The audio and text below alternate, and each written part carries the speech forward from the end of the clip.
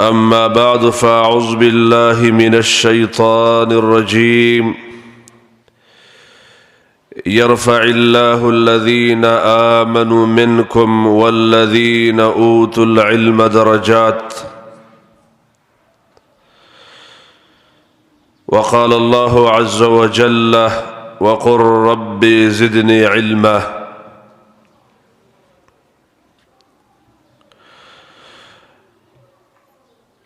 دا الله رب العالمین د کتابنا یو دو حصے تلاوت کړي شوي د مختلفو قطعو د ټوټونا دا غ جملې دي چې الله رب العالمین دا یو لوی عمل په دې کې بیانوي او دا غي تذکرہ کوي.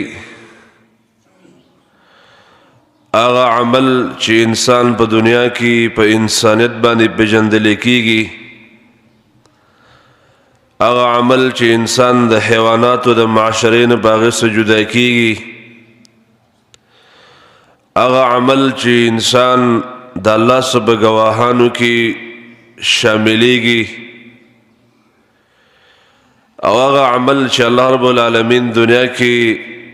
عام انسانان سکے بلکہ انبیاء متمحتاج کر دی، اغا عمل تویلے کی گی العلم الكتاب والسنہ دا قرآن و دا حدیث علم. رونو علم با دنیا کی اغا ثمرہ دا و اغا میوہ دا چی دیتا اللہ انبیاء محتاج کر دی، دیتا اللہ پا دنیا کی نیکان خلق محتاج کردی، ملائکہ متمحتاج دی. ملائکہ اللہ تویلیو لا علم لنا الا ما علمتنا انکا انت العلیم الحکیم. اللہ زمان سر علم نشتا مگر دا خبر و علم دا جتا من تکم را کردے دے، بس دمرا علم زمان سرشتا، دا غین اضافی و زائد علم زمان سر نشتا. امام بخاری پر صحیح البخاری کی باب الخروج فی طلب العلم کی دا باب راوڑے دے، باب ما ذکر فی ذهاب موسیٰ الى الخضر علیہ السلام. دی باب کم دا حدیث راوڑے دے چھ موسیٰ علیہ السلام بنی اسرائیلو کی پاس سے تقریر کاؤ. یو اسرائیلی پاسید موسیٰ علیہ السلام تے فرمائل جستان اللوی عالم بدنیا کشتا. موسیٰ علیہ السلام فرمائل لا نشتا. دا خبر دا اللہ خوخ نشوا چی زمان اللوی عالم بدنیا کی نشتا، زد طول خلقو نخپویگم دا خبر دا اللہ نخوخیگی. اللہ عز و جل موسیٰ علیہ السلام تا وحی وکڑا چی زما یو بنده دے پا مجمع البحرین کی اسیگی، دو سمندری چی کل یو زیکیگی دا غی پا خواہ کی اسیگی. اغلا ما دسی علوم رکڑ دی، دسی معلومات دی، دسی علمون و سرد جی تا تنینی معلوم تلاشا بعض خبر دا غا نزدکا و بعض علوم دا غا نزدکا. موسیٰ علیہ السلام زام سے یو ملگرم برابر کو یوشع بن نون دا غی نمو، او دا غزین دا سپر بسرا وطرل او دا سپر دا پارا خرش خوراکی واغس، او سپر یو باغس سڑی خواتا ورسید، او دا غن دا علم چا خبری ازدکڑی او دا دعوت چا خبری دا غن ازدکڑی. لکہ قرآن کی دا واقع ذکر دا وَإِذْ قَالَ مُوسَى لِفَتَاهُ لَا أَبْرَحُ حَتَّى أَبْلُغَ مَجْمَعَ الْبَحْرَيْنِ او امضی حقوبہ. دی آیات بن امام بخاری دا بابی خید باب الخروج فی طلب العلم، دا علم دا ازدکڑ دا پارا دا کورن وطل، او علم ازدکول دا دا مسلمانانو باین دا فرائض لنا چی ہر مسلمان با سنس علم دا کتاب و سنت ازدکی، زان دا قرآن دا حدیث علوم ازدکول، پخپلو بچو باندې د قرآن و د حدیث علوم زده کول. دا په دنیا کې هغه عمل د علم رونو چې د دې مد مقابل کې هیڅ یو عمل نشته دی. یو ګد حدیث دی داغه اخیرنۍ جمله دا ده ابو هريره فرمایي چې د الله رسول دا خبره فرمایلی ومن سلك طريقا يلتمس فيه علما څوک په دې لار روان شو په دې لار باندې روان شي چې باغې باندې علم طلب کیږي سهل الله له به طريقا الى الجنه الله د دې په وجه د جنت ټول لارې اساني سړی ته د جنت د لارو د اساني اسباب علماء لیکلي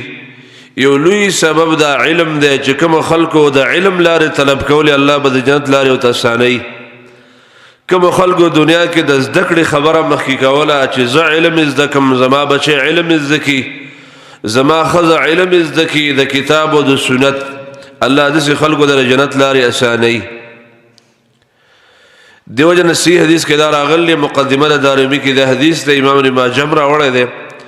چې نبی صلی الله علیه وسلم دا فرمایلی خصلتان لا تجتمعان فی منافق دو هغه صفتونه دي هغه خویونه خوبیان دي چې الله په منافق کې نه جمع کوي حسن الصمت یو خسته ناسته ولاړه د سړیتوب زندگی پښتو کې ساده لباس جامه ناسته ولاړه اخلاق خسته مزیدار ولا فقه فی الدین او نه په دین اسلام کې پوهه دا دوه خبره الله په منافق کې نه جمع کوي علماء د دې حدیث لاندې لیکي و د دې حدیث دا معنا ده چې د منافقت نه چې سړی بچ کیږي او د نفاق د خوی نه چې سړی بچ کیږي هغه به علم زده کوي کوم خلکو چې علم د قرآن او د حدیث زده کوي الله به خلک د نفاق نه بچ کوي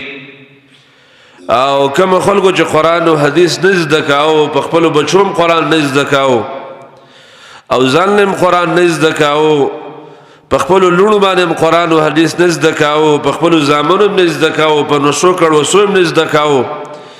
او قرآن او حدیث د زړه توجه د چانه و د خلک به منافقینی ځکه الله په منافق کې دا دوه صفات نه جمع کوي چې د سړی ناس ته ولاړم د سړی توبې او سړی ته فقه فی الدین متمعلومی د قرآن او د حدیث جوهر علم متمعلومی الله دا خبر به منافق نه جمع کوي دا چې به کوم مسلمان کې جمع شوی دا سړی به مؤمنی د نفاق نه د بچو اسباب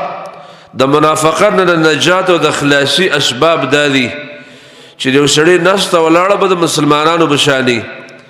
ایو سړی به الله رب العالمین علم د قرآن او د حدیث وګد علم ورکړي چې قرآن او حدیث نه خبري یو عجيبه حدیث د قیس بن من یو تابعی دی وزي وزل دمشق تلاړم په دمشق کې زماره یو سړی سره ملاقات وشو ابو الدرداء رضی الله عنه مشهور سړیو دا غسل ملاقات وش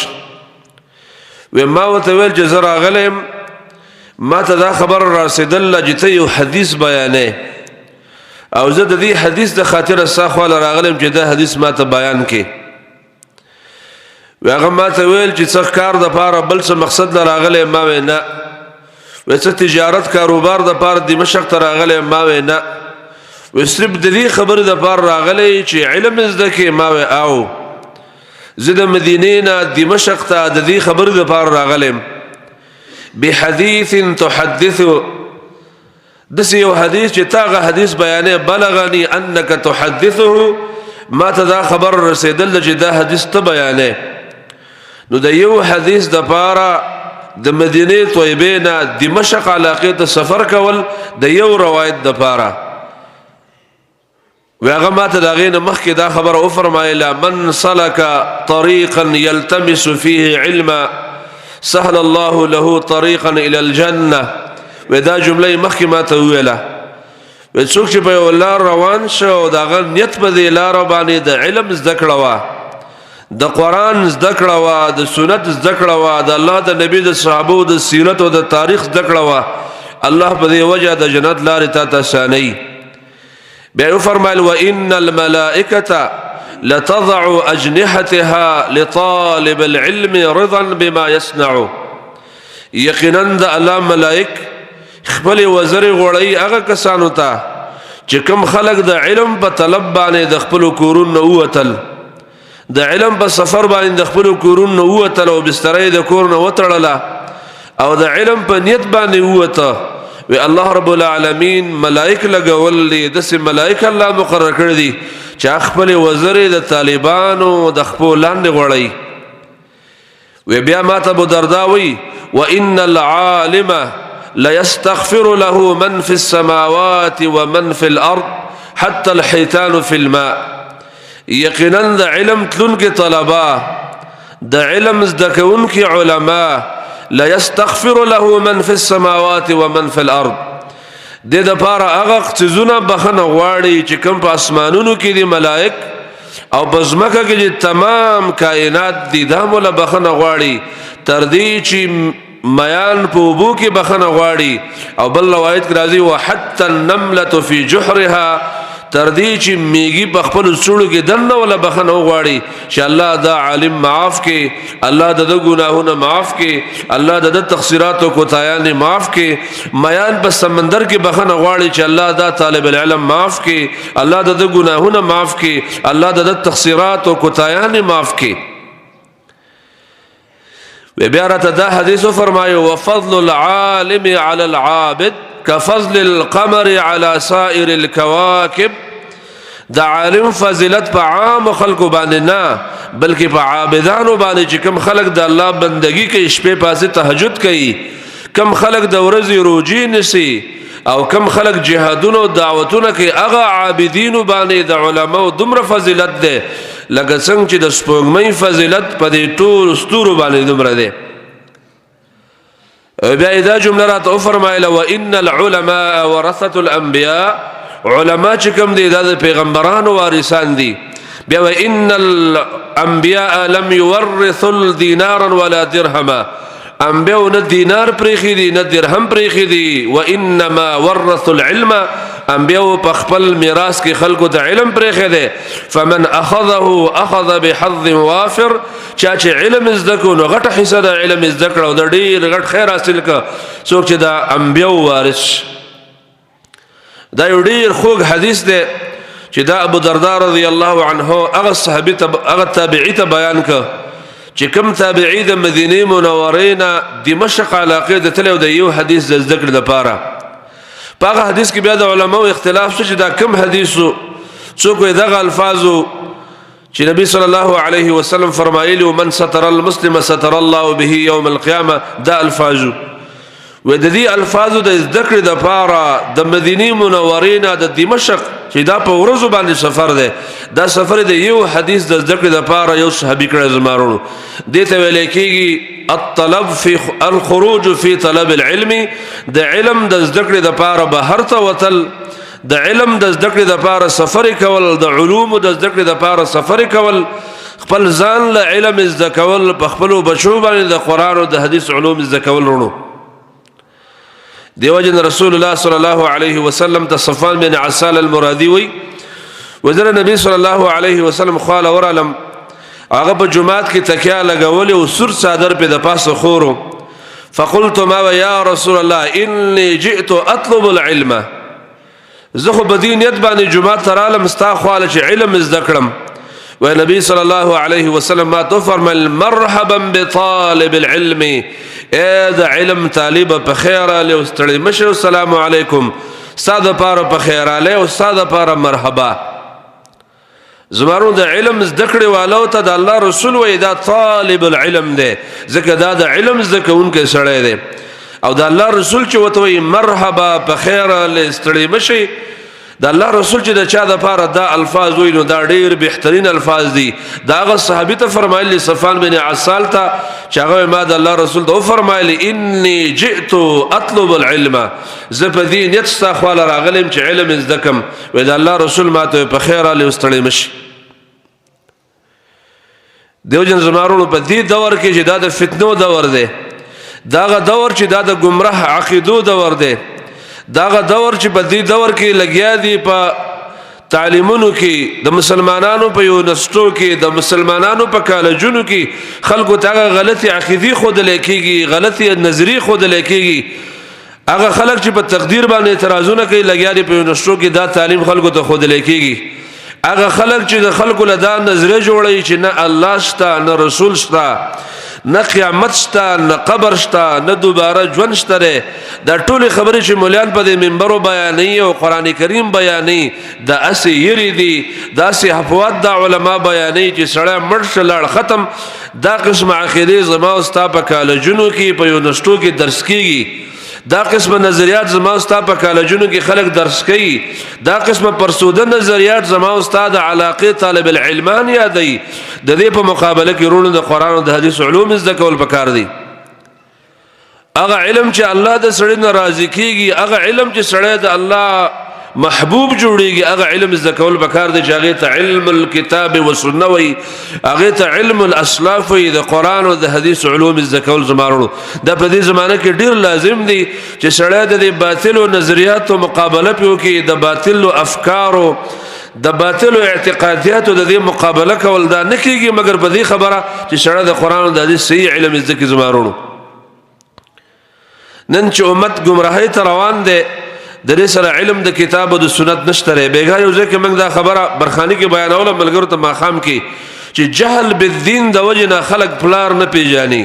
د جهل بالدین د وجې نه مور نافرماني روانه ده، د جهل بالدین د وجې نه د مشر نافرماني روانه ده، د جهل بالدین د وجې نه خلک لګیا دي د میرنو میندو سره نکاحونه کوي، د جهل بالدین د وجې نه خلک لګیا دي د خواخوږانو سره په زنا او په بېحیایۍ کې نیولې کېږي، د جهل بالدین د وجې نه د اوښې او د خینې په منځ کې تعلقات د لګیا دي ښکاره کېږي، په میډیا باندې چلیږي. دا ټول د جهل بالدین وجه ده چې خلک د قرآن نه ناخبره، د حدیث نه ناخبره، د محرماتو نه ناخبره، د پلار او د نیکه نه ناخبره،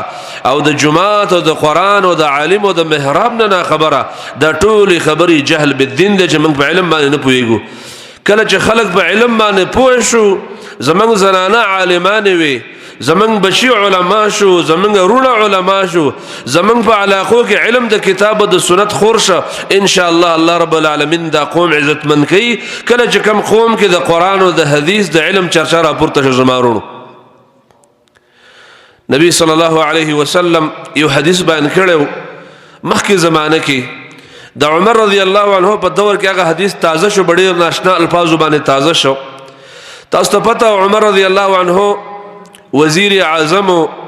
صدر د ملک د مدینه د مکې د دوه علاقو صدر وزیر اعظم عمر بن الخطاب رضی الله عنه خپل بځای باندې چې کله د مکې مکرمه گورنر مقرر کړو قائم مقام گورنر، نو دا نافع بن عبد الحارث. دا حدیث امام مسلم په صحیح المسلم کې کتاب الصلاة المسافرین کې راوړی دی، امام بخاری په صحیح البخاری کې هم دا حدیث راوړی دی. عمر خپل قائم مقام گورنر چې داغه په ځای به گورنرو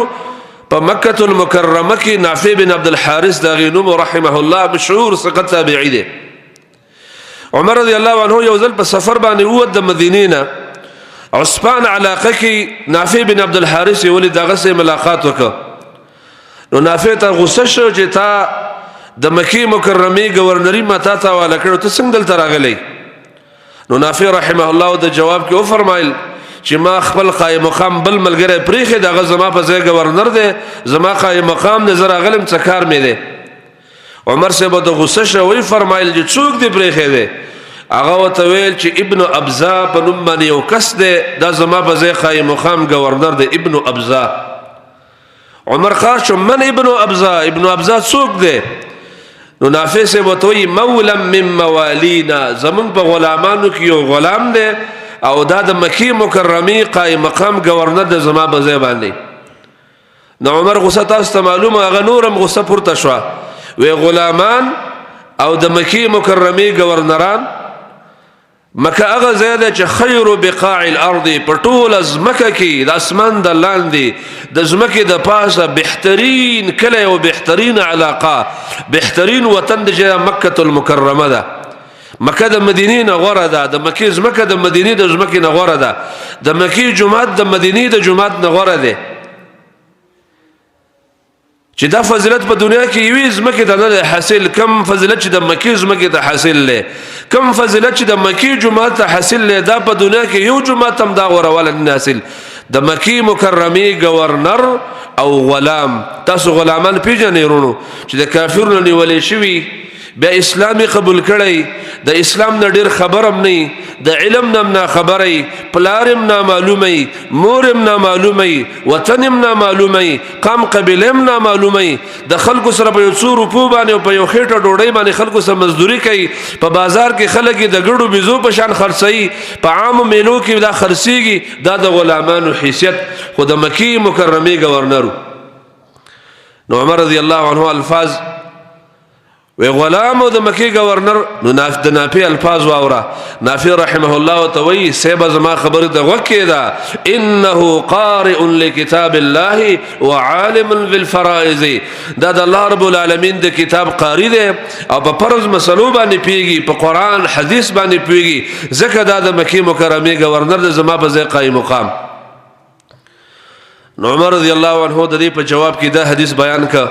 چې نبی صلی الله علیه وسلم نماذا اوریدل چې هغه فرمایلیو ان الله يرفع بهذا الكتاب اقواما ويذع به اخرين الله د قران په وجه ډیر خلق وشتي د قران د علم په وجه د قران د علوم د ذکر په وجه د سنت د علوم د ذکر په وجه الله ډیر خلق وشتي ويذع به اخرين او ډیر خلق په نعمل کولو باندې الله ذلکی چې په قران عمل ونکي په حدیث عمل ونکي ډیر خلق الله ذلکی ګوره دا غلامان دي والله د قران د وجه نو چت کړی دي دا خلق بهر نه راغلي خلق دي لیکن قران د علوم د وجه نه الله او چت کړی دي نن غلامان او د مکی مکرمه گورنران د الله د اغز بهترین کور امیر او داغي مشر او داغي امام او داغي خطیب او په دنیا کې دا سړی په غلام باندې حسابيږي دا د الله رب العالمین د کتاب خر در زمارونو